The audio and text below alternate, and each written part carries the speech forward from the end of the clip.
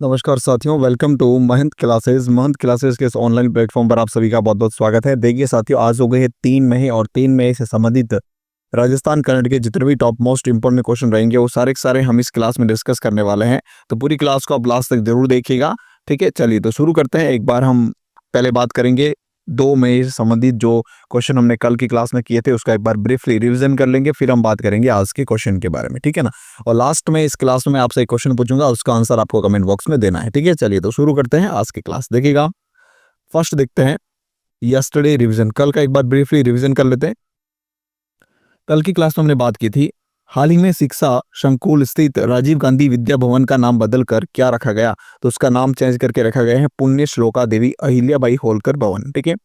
गुरुग्राम में आयोजित professional golf tour of India PGTI players championship में जयपुर के प्रखर असावा ने कौन सा स्थान प्राप्त किया। तो इन्होंने 21वां स्थान प्राप्त किया है। ठीक है। हाल ही में 6 वर्षीय सांगानेर निवासी जिसने स्नेक क्यूब को हल कर इंडिया बुक ऑफ रिकॉर्ड्स में अपना नाम दर्ज करवाया है, तो वह है कौन? हर्षित जैन। 6 ईयर की इनकी एज है। ठीक है, चलिए आगे देखते हैं। नेक्स्ट हमने बात की थी देहरादून में आयोजित उत्तराखंड स्क्वैश चैंपियनशिप में गुलाबी नगर के सुभाष चौधरी ने बॉयज अंडर 19 में कौन सा पदक जीता है। तो इन्होंने इसमें जीता है भाई स्वर्ण पदक। देहरादून में आयोजित उत्तराखंड स्क्वैश चैंपियनशिप में राजस्थान की गौरी जायसवाल ने गर्ल्स अंडर 15 में कौन सा पदक जीता है। तो इन्होंने जीता है कांस्य पदक।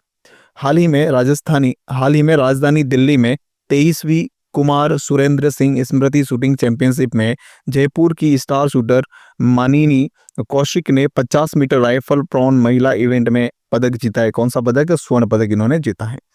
विलुप्त सरस्वती नदी के प्रवाह मार्ग का पता लगाने हेतु राजस्थान सरकार और हरियाणा सरकार के साथ में कौन सा देश काम करेगा। तो डेनमार्क जो इनके साथ मिलकर काम करने वाला है। ठीक है, चलिए ये था हमारा एक बार ब्रीफली रिवीजन लास्ट डे का।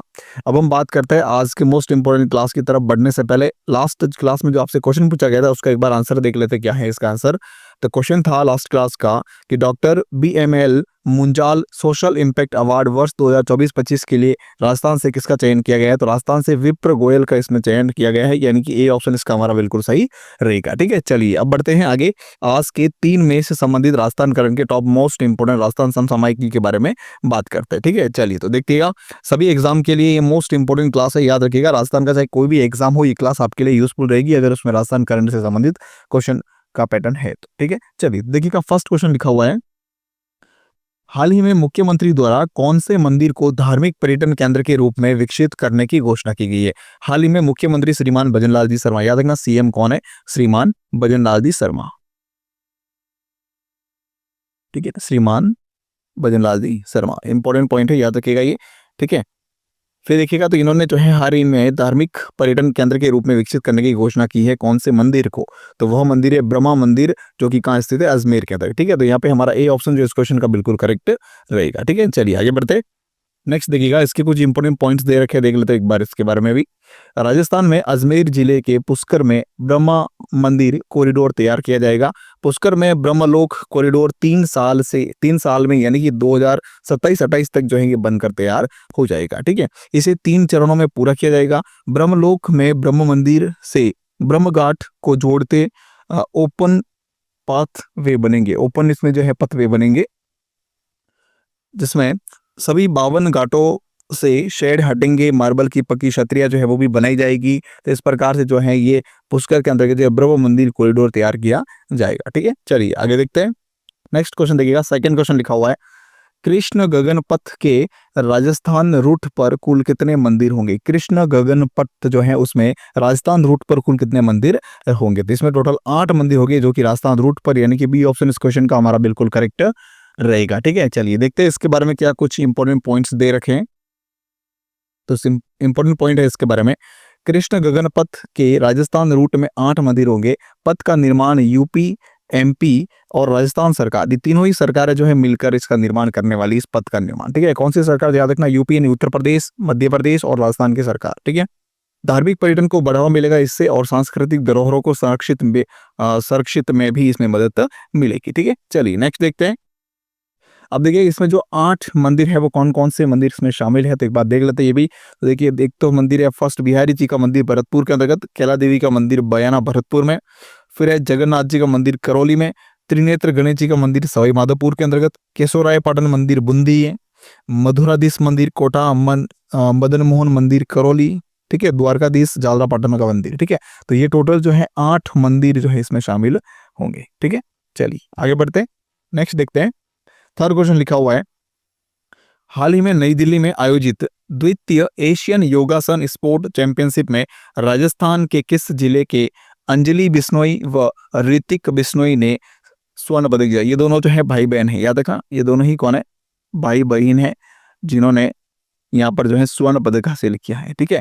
तो ये संबंधित है कहाँ से भाई, ये दोनों ही संबंधित है कहाँ से, जोधपुर से, ठीक है। तो यहाँ पे हमारा बी ऑप्शन जो है इस क्वेश्चन का बिल्कुल करेक्ट रहेगा, ठीक है। चलिए और देखिएगा कि ये जो नई दिल्ली में ये एशियन योगासन स्पोर्ट चैंपियनशिप आयोजित की गई थी, वो कब से कब तक की गई थी, याद रखना 25 से लेकर 27 अप्रैल तक जो इसका आयोजन किया गया था। 25 से 27 अप्रैल तक इसका आयोजन हुआ था, ठीक है। चलिए नेक्स्ट देखते हैं, इंपोर्टेंट पॉइंट्स दे रखे हैं इसमें, देख लेते हैं एक बार इनको भी। 25 से 27 अप्रैल तक नई दिल्ली में हुई द्वितीय एसोसिएशन योगासन स्पोर्ट चैंपियनशिप में जोधपुर के बुधनगर गांव के भाई बहन अंजलि बिश्नोई और ऋतिक बिश्नोई ने भारत का प्रतिनिधित्व करते हुए गोल्ड मेडल जीते हैं। प्रतियोगिता में 21 देशों के योग खिलाड़ियों ने भाग लिया था। इसमें भारत ने जो है टोटल 83 यानी 83 गोल्ड मेडल जीते, उसके अलावा 3 सिल्वर मेडल और 1 ब्रॉन्ज मेडल के साथ में पहला स्थान प्राप्त किया, किसने, इंडिया ने इसके अंदर, ठीक है। चलिए नेक्स्ट देखते हैं, 4th नंबर क्वेश्चन लिखा हुआ है, हाल ही में भोपाल में आयोजित all India IPS girl taekwondo tournament में पलक दशलनिया ने द्वारा कौन सा पदक जीता गया है? तो पलक के द्वारा जो है इसमें जीता गया भाई कौन सा स्वर्ण पदक जीता गया है, यानी कि ए ऑप्शन इस क्वेश्चन का हमारा बिल्कुल करेक्ट रहेगा, ठीक है। चलिए नेक्स्ट देखते हैं इसके बारे में इंपोर्टेंट पॉइंट्स क्या दे रखे हैं।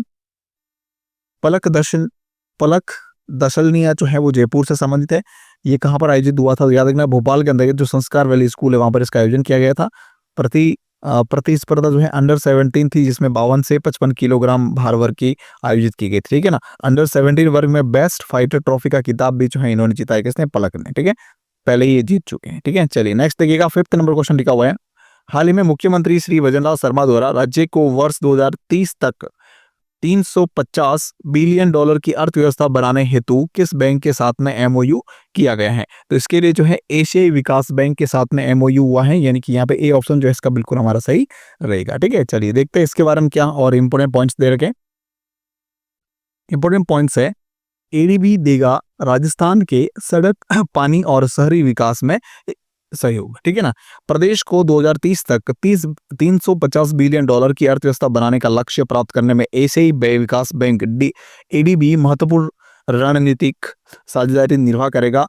जब ये बैठक हुई थी उसमें जो है कंट्री डायरेक्टर मियो ओका ने देश में ग्रीन बजट लाने की राजस्थान की जो अभिनव पहल की गई उसकी प्रशंसा की गई, और उसके साथ इन्होंने बताया कि जैव विविधता, green finance, green audit, clean technology के क्षेत्र में एडीबी के सहयोग का जो है प्रस्ताव रखा गया है, ठीक है। चलिए नेक्स्ट देखते हैं, 6th नंबर क्वेश्चन लिखा हुआ है, हाल ही में राजस्थान के किस शिक्षण संस्थान को नो व्हीकल जोन घोषित किया गया है? तो आईआईटी जोधपुर को जो है नो व्हीकल जोन घोषित किया गया है, यानी कि ए ऑप्शन जो है इसका हमारा बिल्कुल यहाँ पर करेक्ट रहेगा, ठीक है। चलिए देखते हैं इसके बारे में कुछ इंपोर्टेंट पॉइंट्स भी हैं।